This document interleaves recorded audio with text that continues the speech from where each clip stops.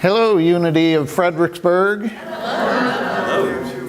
Thank you, Luke, for that beautiful music.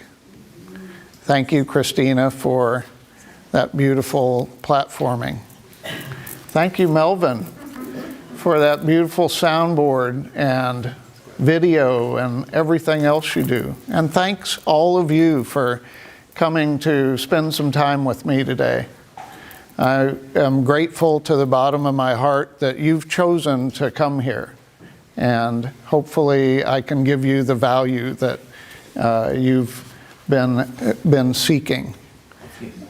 That's not my PowerPoint. There we go. All right. Well, today's topic is finding the wellspring of love. We've spent, those of you that have been here the past couple of times I've talked, the first one was looking for love, and we discovered where we aren't going to look for love, and that's everywhere in the seen world. The second talk was Looking for Love Part 2, and that narrowed us down to recognize that Source is the only source of love. And so today I want to narrow that down even further and talk about what Charles Fillmore would call the school of practical Christianity. I'm going to bring it all the way down into a to-do list for you all. In fact, the end of the talk, I'm going to give you a challenge that I want you to see if in your heart you would like to take this challenge and see what that does to shift the way you see the world and the way you live your life. So let's see if I can get this working right. The first talk talked about agape, about the word in the New Testament that's translated love, and we determined that agape really is to find value in, or to have that sense of manifest, generous concern for someone. And in the first couple of talks, we talked about Source being the place that we are going to find that value or that manifest concern. And once we use Source as the foundation of our lives and bring that Source into our being, then it's probably a little bit too small to see at the top. We can live our life and bring love into other people's life. This actually is the essence of the New Testament. If you boiled down every word that was said in the New Testament, this is the essence. In Mark 12:30 and 31, "Thou shalt love the Lord thy God with all thy heart, with all thy soul, and with all thy mind, and with all thy strength. This is the first commandment. And the second is like, namely this, thou shalt love thy neighbor as thyself. There is none other commandment greater than these." Now, a lot of times we focus on the fact that it says to love our neighbor. So we start at the top of this pyramid and try and work our way down. We can't get there that way. We cannot get to loving our neighbors by starting with trying to love our neighbors. We first have to connect to Source and fill up our being with Source energy, with the love that is.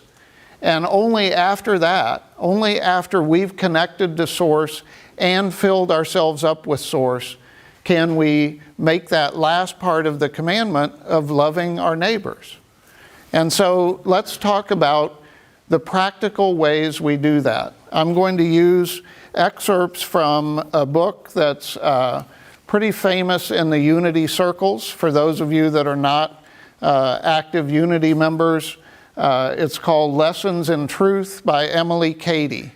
It's a great book. It's a good resource.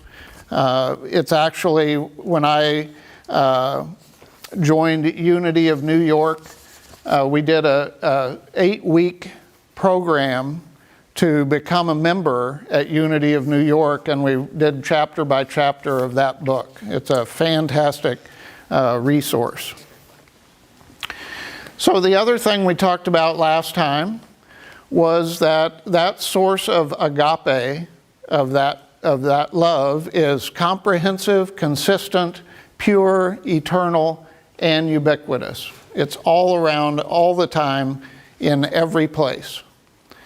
And what we found out, though, is that several of us were raised or came into adulthood feeling like God's everywhere else except in us. That we aren't filled with God, or we aren't, God's out there somewhere. And so what we work through is the ways that we begin to incorporate God into us. And so this is a quote from the book that I just showed you. I'm going to read it here so I'm not turning away from you. The secret place of the Most High, Psalms 91:1, where each of us may dwell and be safe from all harm or fear of evil, is the point of mystical union between man and spirit, or God within us, wherein we no longer believe, but know that God in Christ abides always at the center of our being, as our perfect health, deliverance, prosperity, power, ready to come forth into manifestation at any moment we claim it. We know it. We know it. We feel our oneness with the Father, and we manifest this oneness. That's letting God into our being so that we can manifest love in the world. So when we do that, we get to a place where source is all around us and source is within us. And another quote from Emily Cady, my endowment of power, endowment is not a common word today. My infusion of power must come from on high, from a higher region within myself than my present conscious mind. So must yours. It must be a descent of the holy, whole, entire, or complete Spirit at the center of your being into your conscious world. So we infuse that higher vibration into our being as a way to develop this. So when we get to that place, instead of that black barrier around us and God, we come to a place where that barrier starts to dissolve, where we begin to become one with God. And when we do that, we want a revelation of God as love within us, so that our whole being will be filled and thrilled with love. A love that will not have to be pumped up by a determined effort, because we know that it is right to love and wrong not to love, but a love that will flow with the spontaneity and fullness of an artesian well, because it is so full at the bottom that it must flow out. This love that just keeps on a fountain, keeps us just continually experiencing that flow of love as it moves out. So what happens then in my pretty basic graphics? We got love flowing in. We got so much love within us that it just flows out to everybody else, out into the world. Sounds easy, doesn't it? Yeah. Well, here's the step-by-step process, because I know for me it hasn't been all that easy, but we're going to break it down, and I'm going to challenge you in the next 30 days to put it into play. So Step one, create a space apart from the everyday world. We cannot seek the source of the wellspring of love by looking out into the world, by engaging the everyday world. I don't care how much you feel loved by your partner. I don't care how much you feel loved by the people around you. You aren't going to find that wellspring of love through somebody else. So the first step is to set yourself apart from the everyday world. Our brains have been conditioned to try to think through it or try to find it in a social setting. There's new brain science says we have a social brain. And so it's really easy for us to engage the social environment to look for things. We've got to shut that down. We've got to shut down the rational part of our brain. We cannot get there using our rational mind. We get there through our heart. And so we find a space apart. And Jesus said that, but when you go to pray, go into your inner room. Close your door and pray to your Father who is in secret, and your Father who sees what is done in secret will reward you. Basically, close yourself off from everything outside so that you can listen and hear God as God speaks. So, step 2, quiet your mind and focus your intention and attention on inviting Source into your heart. So, a lot of us have trouble quieting our minds because we spend all of our time navigating the world with our mind. Our mind isn't going to get us there. So, how do we focus our intention and our attention? You can use phrases or words. One phrase that Emily Cady suggests is, fulfill thy highest thoughts in me now. Remember, Jesus said, anything you ask for will be given. Anything. So if you ask for God to put into your heart God's thoughts, then it will happen. So there's some more examples of things you can say. This is focusing your intention and attention once you've created that space apart. Step 3, wait. This is a hard part, right? This is the hard part. The Bible talks over and over and over again about waiting for God, about getting quiet and waiting. Psalms, be still and know that I am God. That's in perfect order with these 3 steps. So we wait. If your mind begins to climb back into your head while you're waiting for God, then think of a phrase you can use to recenter yourself.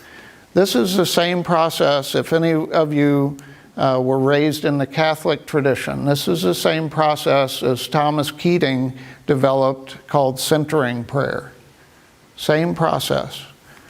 So, here's some things you could say to bring your mind or bring your heart back into center to wait for God.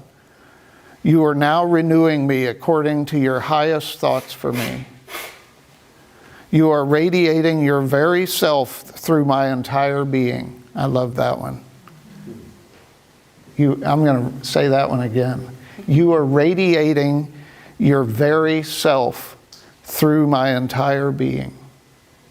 That just gives me chills just to say it. Making me like yourself, for there is nothing else but you, Father, Mother, God. I thank you. I thank you. So these are ways that you can keep your focus on waiting for God, waiting for Source to fill you up. That's it. 3 steps. That's all we have to do. The hard part is the discipline to actually do it. So here's a couple alternate statements for step 2. These are other statements for focusing your intention. You abide within me. You are alive there now. You have all power. You are now the answer to all my desires. You do now radiate yourself from the center of my being to the circumference and out into the visible world as the fullness of my desire. And if you need alternatives for step 3, while you're waiting, it is being done. You are working in me. I am receiving that which I desire. That's it. It's not that difficult. The difficult part is to set our intention and follow through. So I've got a few suggestions of practice. Those alternatives, by the way, are also in Emily Cady's book. So those were directly from her. Suggestions for practice. The first one is choose a name for Source that does not trigger conditioned responses. We've all developed conditioned responses to different names for Source. And what those are going to do is those are going to bring you back into your mind, because your rational brain and your social brain have conditioned themselves to respond in a specific way to those labels. Let me give you an example. God is a conditioned response, creates a conditioned response for an awful lot of people who were raised in a particular faith tradition. If you were raised in the Christian faith tradition and you pick the name God as the source that you're going to wait for, then your mind will try to keep starting into your heart saying, oh, God is the God that I grew up with, that, that I was baptized into, or that, et cetera, et cetera, et cetera. Your mind has all of these experiences of that term that you were conditioned when you were young. So anything that is responsive, it may be positive responsive or negative responsive, is going to put you back into your mind. Father is a particular trigger, negative trigger for a lot of women, because they've been conditioned in our society that they're somehow something less than the male side. And so father gives them some sense of being in a hierarchy. So don't use that term. You find something that is non-reactive to you. Universe, source, spirit, some term that you can not have a particular reaction to. The great mystery, the unknown, all that is, something. Find a term that you can use that doesn't trigger a conditioned response. Begin with 20 minutes a day. I'm not saying do it all the time at 20 minutes. You can work up to longer than that if you'd like. What'll happen is you'll get to that point where you feel the indwelling spirit of Source, and you're not going to want to stop. You're going to want to say, I'm going to sit in this for a little while longer, right? But make a commitment to do 20 minutes a day. And just set a timer. Put your phone on airplane mode, or turn off all of the alerts except for the alarm.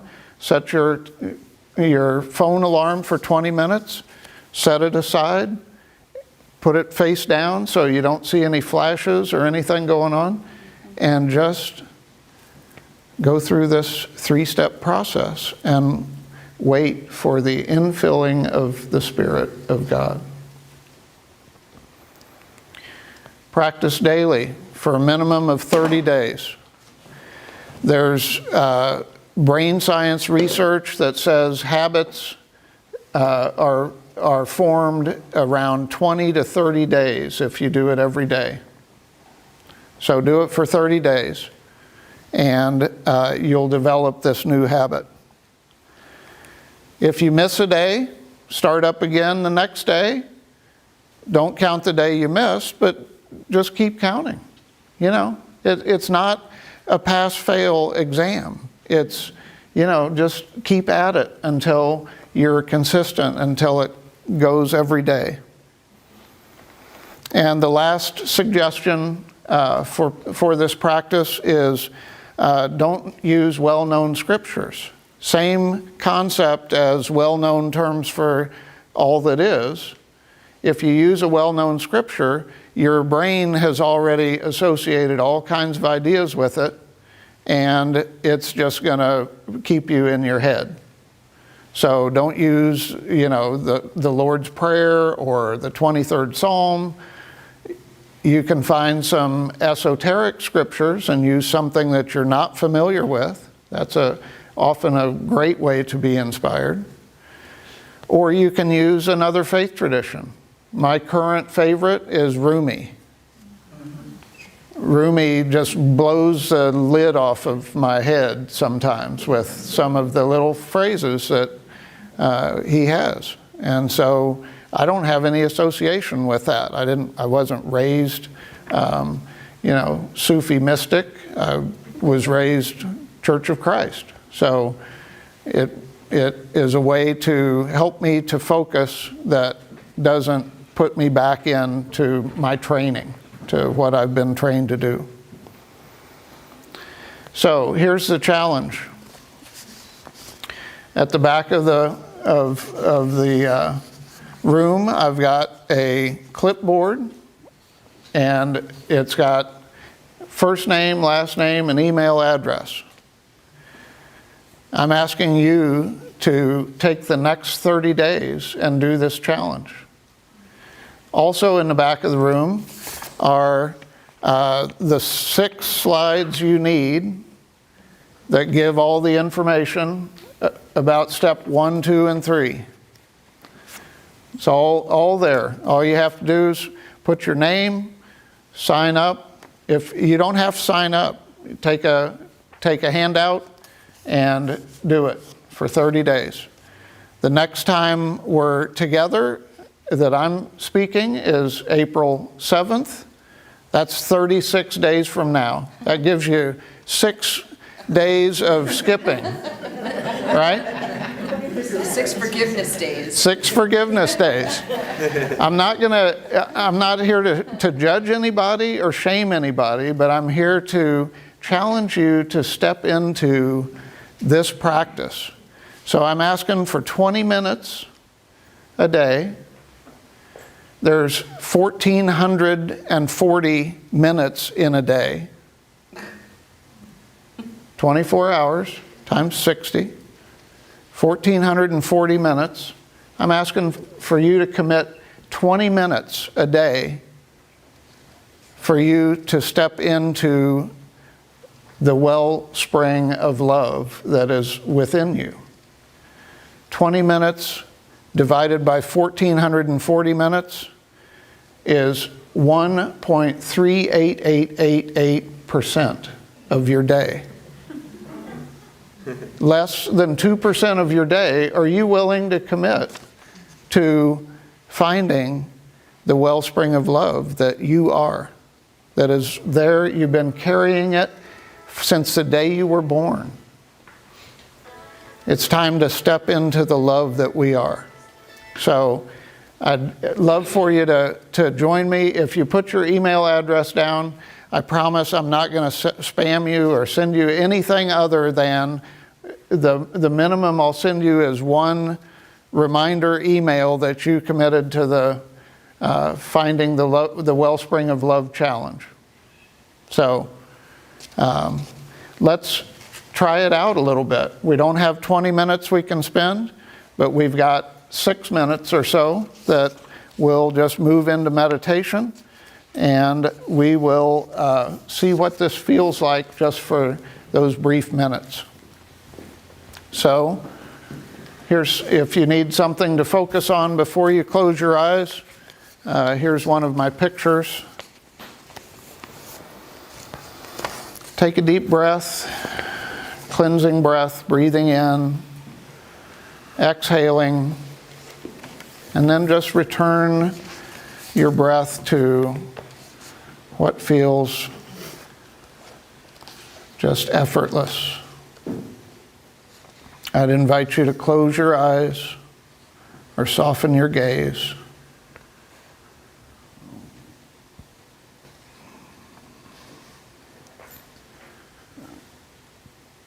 Take a moment and set your intention and attention on this phrase: fulfill thy highest thoughts in me now. Asking the love that created the universe to come into your heart.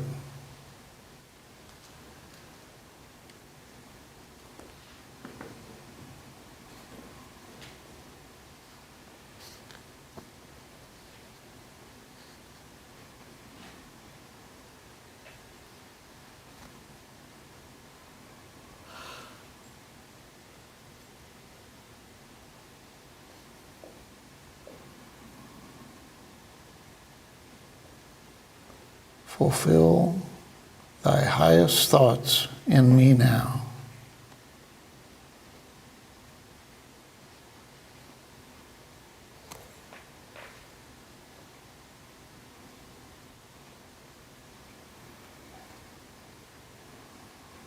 If your mind starts to engage, you can remind yourself with, you are now renewing me according to your highest thoughts for me.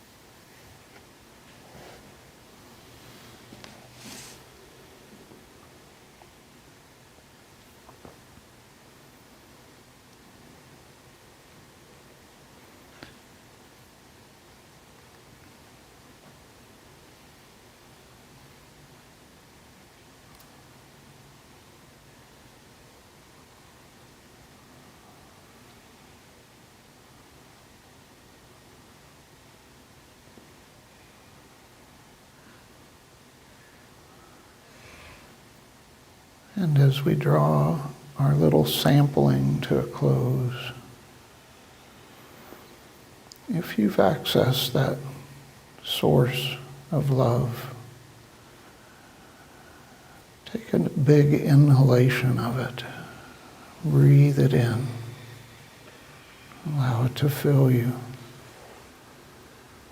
Know that it is a source that has no end.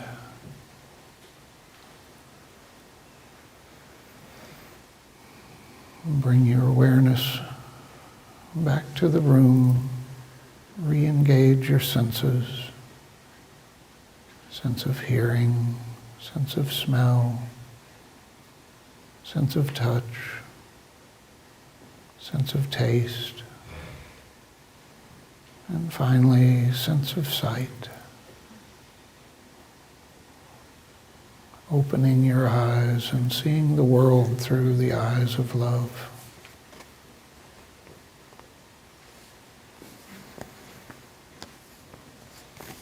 If you didn't happen to get there in this short time, don't be discouraged. Know that this is a practice. And please join me in the Finding the Wellspring of Love challenge. Thank you all.